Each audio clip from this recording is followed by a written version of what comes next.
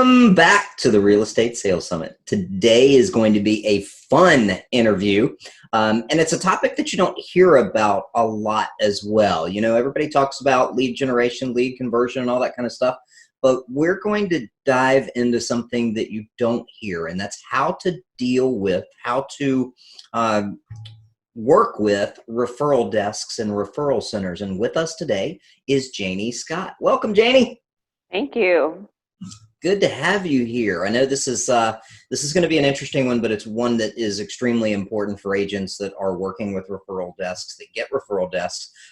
Janie comes to us, by the way. She has run a couple of teams that are very, very high-level teams and now actually works in corporate relocation.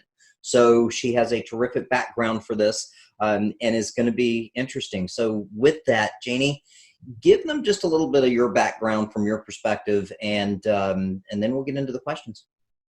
I started out as a administrative assistant and went into transaction coordination for a high-level team.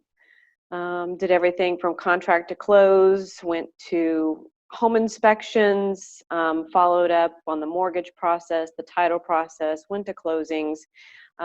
So once that side of my career ended, I went into the corporate side and found this corporate position. It is with Coldwell Banker.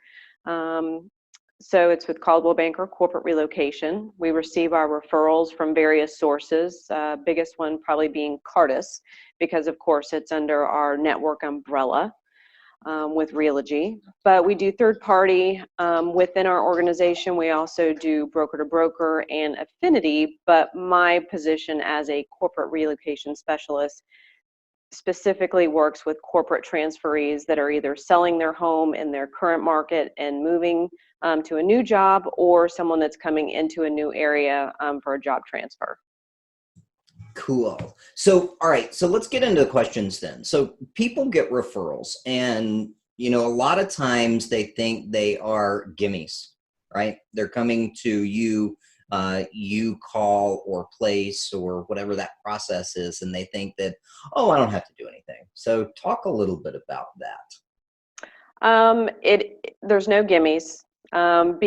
With the corporate relocation, let's take Cartus, for example. If you have a Cartus listing opportunity, every listing opportunity is competitive. So that means that Cartus is going to reach out to not only me to place the referral in the city where the home needs to be sold, but they're going to go to another brokerage, because they're always going to want to have two broker market analysis so that the customer can choose which person they want to market and list and sell their home. So it's always competing. The agent has the opportunity to go in and do the BMA, the broker market analysis, do their listing presentation. Some companies will actually allow them to ask for the listing while they're there.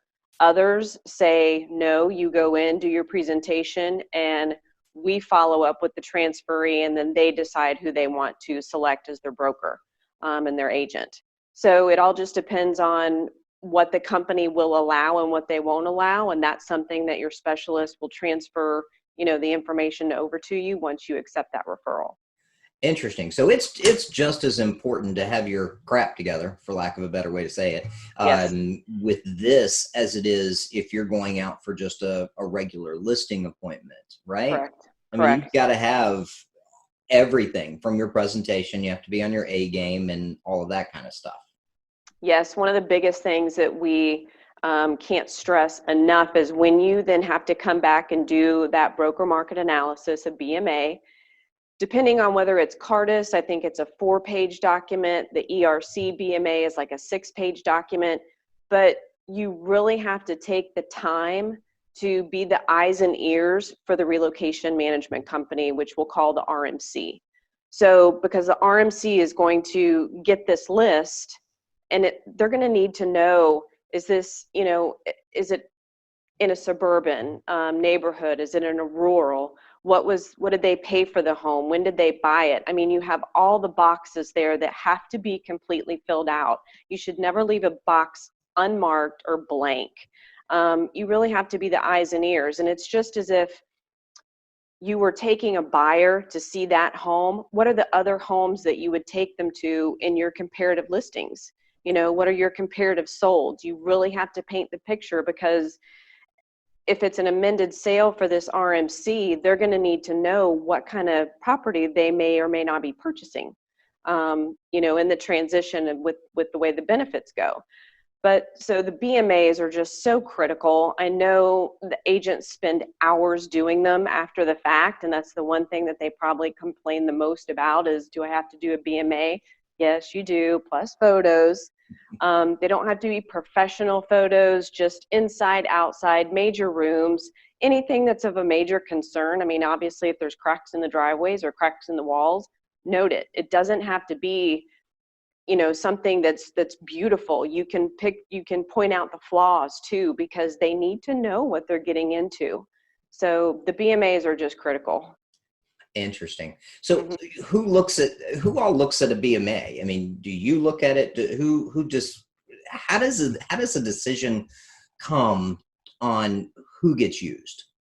So what will happen is the agent will go and do their listing presentation, come back, fill out their BMA. They submit it back to their transaction coordinator, which is me. I go through everything, make sure everything is there. There's no grammatical or spelling errors.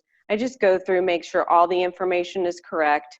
We do make sure to note the variance, as opposed to what you're saying that the home will sell for and what the listing price should be, because an RMC is going to look at that, because your variance cannot be greater than 4%. So what happens is, if they receive your BMA, once we turn it in with all the pictures, once they get your BMA and they get the other broker's BMA and they compare them, if there's a greater variance than that 4 or 5%, they will call you, ask you, hey, does your agent stand by the numbers that they've given? Will they come up? Will they go down? And they do that to both sides. And if neither one budges and there's still that big variance, they'll actually call in a third party, a third agent, to go out and do yet another BMA. And sometimes they make that an opportunity for them. So then you're having, 3 agents that are competing for this listing, not just 2. Wow.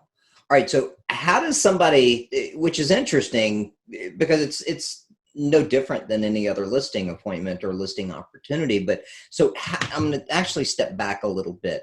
How does somebody comes into Coldwell Banker?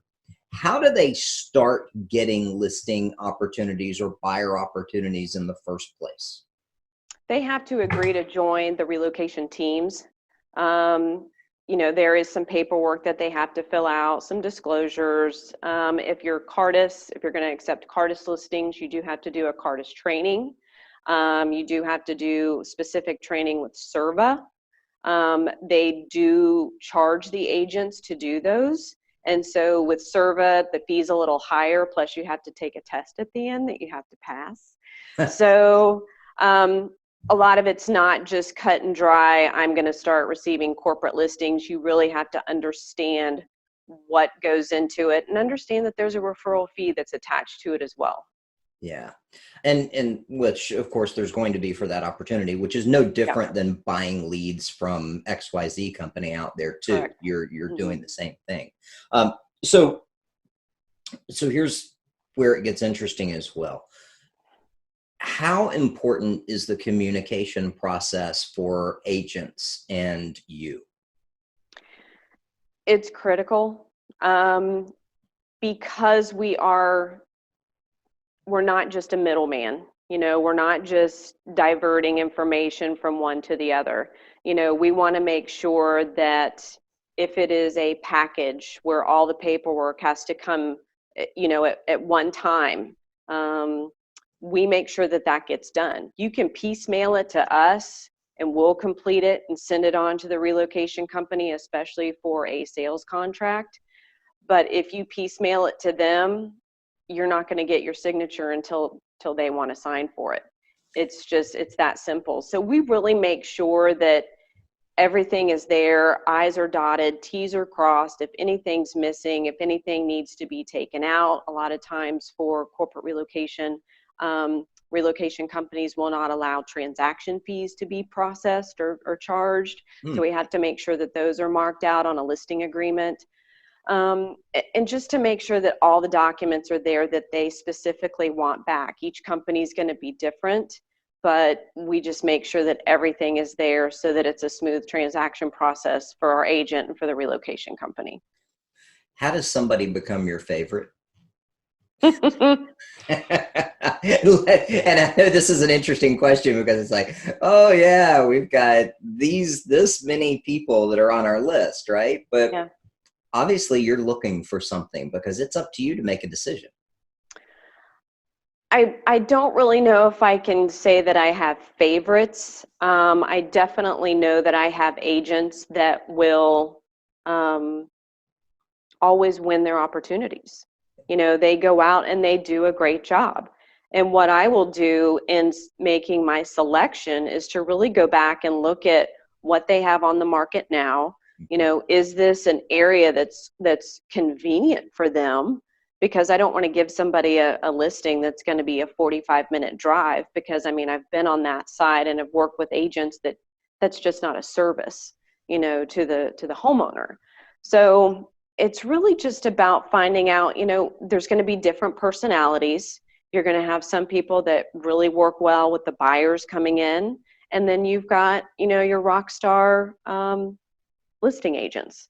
So it's really just about past performance. I know for our company metrics, they look a lot to what your previous BMA variances are, because our company tracks, you know, your listings and what you've sold and what you said they were going to sell at. And so in our agent suggest tool, it actually has your BMA variance margin. And so if you're over a 4%, I'm going to look a little bit further down the line as to somebody that's a little bit lower in their BMA variance to give a listing to. What's a BMA variance? That's where you have made your suggestion on where the home was, where you're going to price it and where it's actually going to sell. They want it in that 4%, lower than 4%. So that means that you actually have to give real CMAs/BMAs. Correct.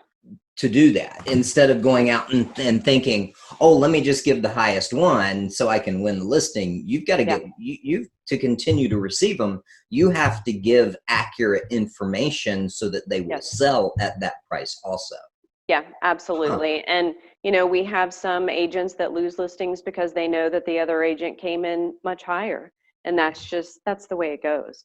But you know, the companies really hold you accountable to it. You know, when you say that it's going to sell at this price, and then the next thing you know, you're 10 or 15,000 below, and you keep having to mark your, you know, listing price down and doing reductions. It's not easy to go back and say why.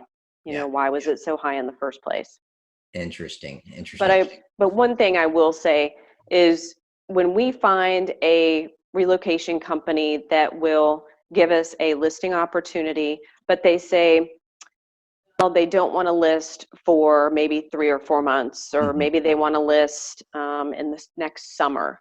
Well, we easily turn around and say, you know, I don't mind having my agent reach out to them and do a CMA for right now, a competitive marketing analysis, but there's no reason for them to go out and do a complete BMA, because the numbers are going to be so skewed by the time they actually want to list, especially if it's 4 months plus in advance.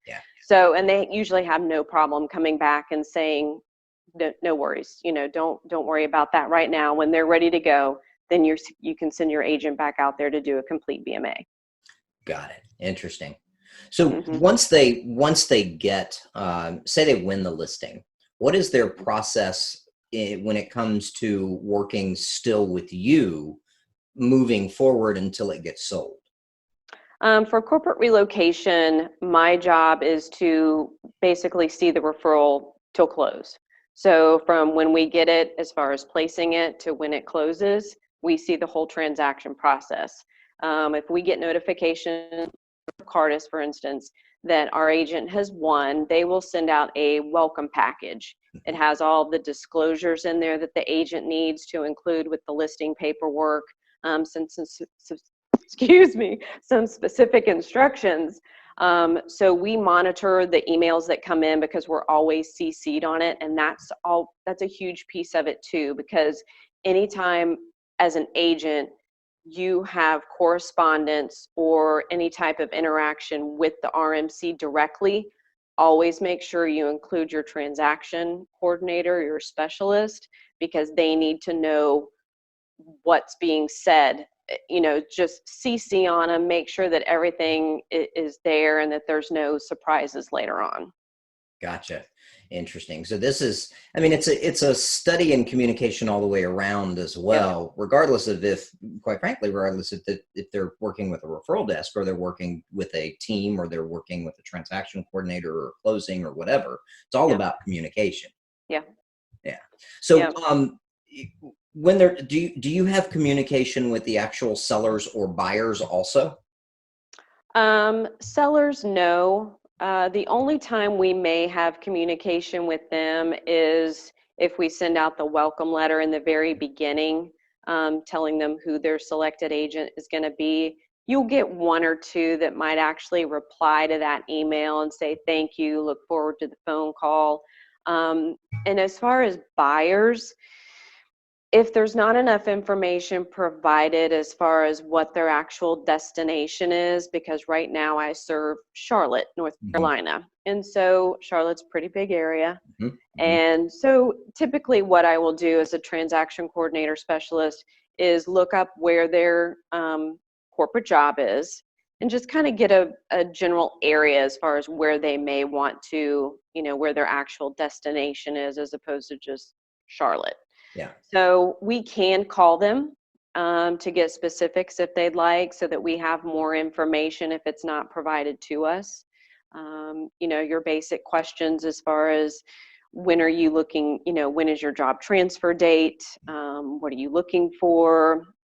Obviously budget, any special requirements, but they enjoy the phone calls because they appreciate the help and that you're there to, facilitate and help get them an agent assigned to them. Yeah. Yeah. So you do communicate at times. And of course you're kind of that single point of contact for everybody involved in the transaction as well. Yes. Yeah. Interesting. So who actually makes the decision on who to select as an agent? If they're not by name, and I know you have by name opportunities, but what happens if it is 3 different ones? Who makes that decision? Usually the seller.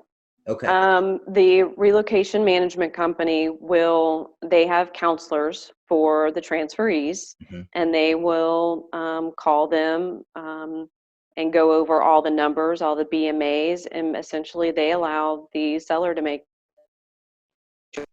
the decision. So, but they're just in the point you were getting to. Sometimes we do have referrals that come over with name requested agents.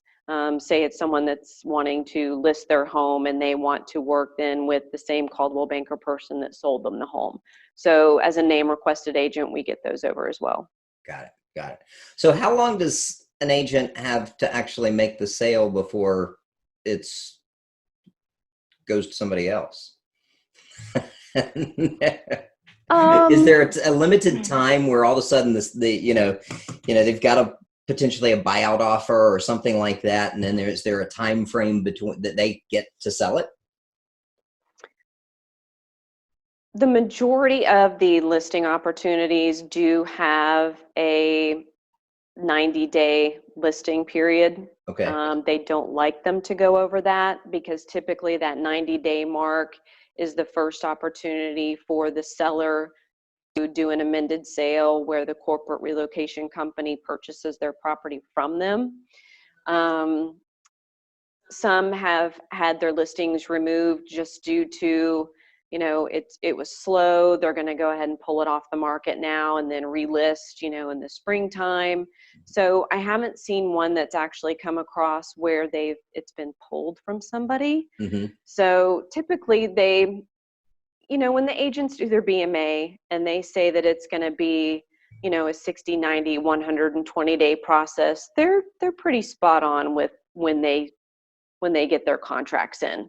Gotcha. And right now up in my Charlotte market, a lot of my agents are getting them listed and having an offer within the first weekend. Nice. So it's really strong up there right now. So that's not been an issue at all. Got it. Which does come back to the point of making sure that you're doing an accurate BMA or CMA to make sure that you're pricing it correctly as well. Yeah. So that it does sell. Yeah. I mean, the sellers are pretty smart. Most of them have already accepted a position in another destination. So they want to get their home sold so that they can move on to their new job. Yeah, absolutely. Absolutely. So what happens once it is sold? Once it's under contract, what's the communication process working with all of this also? Once it goes under contract, we submit that package back to the relocation company. If it is an amended sale, meaning that slightly before the closing date, the relocation company will purchase it from the seller. And there's sometimes a lag day of maybe 3 days, maybe 2 weeks. During that time, the relocation company will notify us if we need to transfer utilities into our name. For any agent out there, your corporate company should be doing that for you. We really try to discourage any, payments coming directly from our agents. Every once in a while, you might have to pay for an extra lawn mow or a pool service, but we put those on the final bills at the end.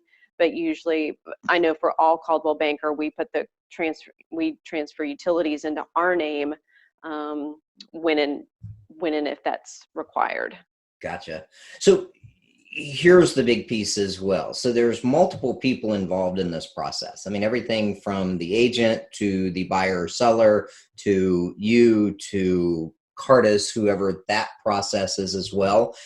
How effective is, because I know as an agent, it's sometimes getting a signature from here to get the, if I've got a listing, to get the buyer additional signature, to get it back for this period of time is a challenge. How is it now that you've got a lot more people involved in it, and how important is that to make sure that you're doing it? It's actually pretty simple. DocuSign is an amazing thing.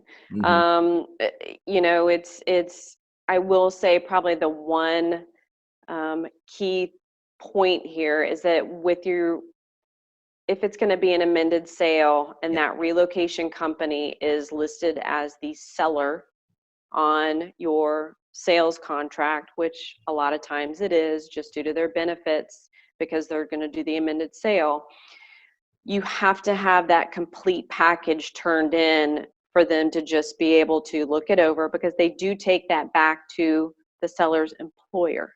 Yeah. They will go over all the numbers with the employer. They get everything approved.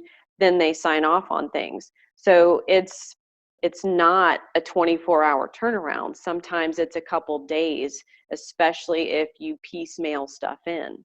So that's why a corporate package is so critical to have, because if they have everything there, that's the first one that's going to be looked at. If you have piecemeal, it's in this stack over here, and they just get to it once everything's there. Gotcha. So, but it's pretty seamless, but we do recommend, especially to new agents that don't have quite the experience, to list on their contract, time of acceptance, maybe 3 to 5 days out. That's being realistic. Some might have it back the same day, but Cardis usually does take a couple days. Okay, got it. What else should an agent know about working with a referral desk, working with you? What kind of tips can you give them that we haven't talked about? Just really do your best. There are going to be, when you start looking at companies that are using one relocation company to come in, take in Florida, a lot of our referrals are for Lockheed Martin. If you get acquainted with where they're looking, where one referral might be looking for a new home in Orlando. And if you get another referral that comes in and it's the same Lockheed Martin, you just need to kind of make a mental note of, where did I show the last people? Where were they happy to be, that was still within a certain commute of where they wanted, So, and always ask about, just really what they're looking for, what their timeline is. Some of them come down and they've never even been to the area. So you may run into people that want to rent for a couple months to everything before they purchase. Just see it through. Don't just write them off as, oh, it's a rental, I don't want to work with them. Help them, because when it's time for them to purchase, they will remember you. And just to keep that constant contact.